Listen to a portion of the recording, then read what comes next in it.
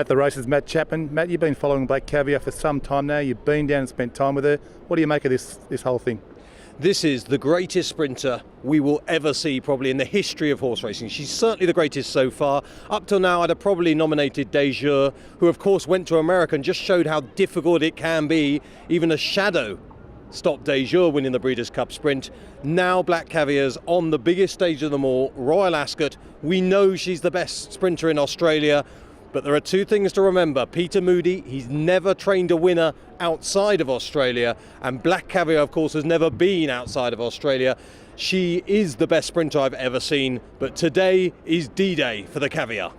Let's talk about her first. What could go wrong for her?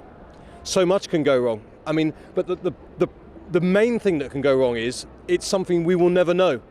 Because when horses travel abroad, you only find out if they've taken to their new surroundings and enjoy the new grub and all that kind of thing, the new fresh air, the rain we have in UK every other day.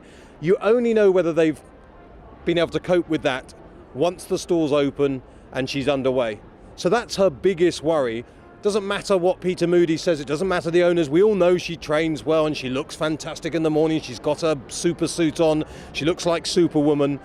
But the only time that actually matters is when those stalls open. That's her big problem. The ground is softer than ideal, but there's nothing wrong with her on this surface. She's raced with ease in Australia. People say, oh, Australian soft ground's nothing like this.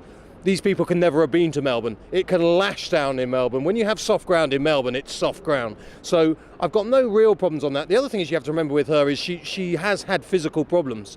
So it is possible with her slightly aging joint, she's not a young horse, we should remember, that a bit of juice in the ground might help her. She's drawn 15 of 15.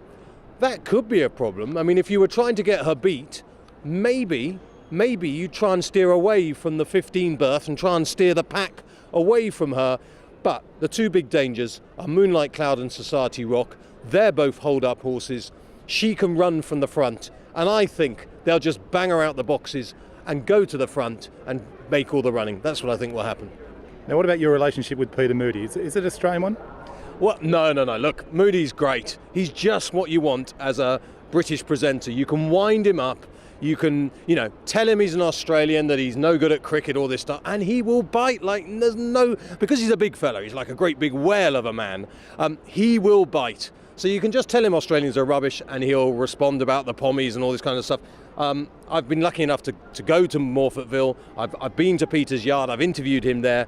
I think we get on well. I'm not sure whether I'll be invited to the Black Caviar party later, but I'd imagine I will be. It's been a fantastic Royal Ascot. It opened with Frankel on the first day. We close it out with hopefully a win for Black Caviar today. It's a scriptwriter's dream. We have had everything. We started with the world's greatest horse, Frankel. We had So You Think. So much maligned in many ways on this part of the world, but a great horse in his own right. Then, of course, we had Frankie Dettori, the one jockey you want to win at Ascot, winning the Ascot Gold Cup and stuffing Mikel Barcelona, which, let me tell you this, no one over here really wants Barcelona winning anything because we all want Frankie in that job. Nothing against Barcelona, he's a wonderful jockey. I'm sure he's a lovely lad, although he doesn't speak much English, so we don't really know much about him. But we all love Frankie. So for him to beat Barcelona in a finish, the perfect finish to the Ascot Gold Cup, especially in the Stewards' Run, which was the funniest Stewards' inquiry I've ever seen. Clearly the message from Sheikh Mohammed to Mikel Barcelona was, say nothing, son, or you're out. And he said nothing, and the Stewards' inquiry lasted about this far. It would have been, if Sadler's Rock had finished second, it would have been very interesting to see what Johnny Murtagh would have said in the Stewards' inquiry. And then, of course, we have today the world's greatest sprinter going for 22 straight. And people should just remember how hard it is, if you've ever owned a racehorse, been lucky enough, been rich enough to own a racehorse, how hard it is to win one race. To get your horse to win a race is nigh impossible. To win 22 straight, dozens at Grade 1 level, she's beaten nearly 30 Group or Grade 1 horses along the way. To get there and to do it here in the Diamond Jubilee, it'll be great. And the Queen, she will love it. The reason Royal Ascot is special is because the Queen is here. This place will erupt. It will be 3 times the atmosphere of Frankel if Black Caviar wins today.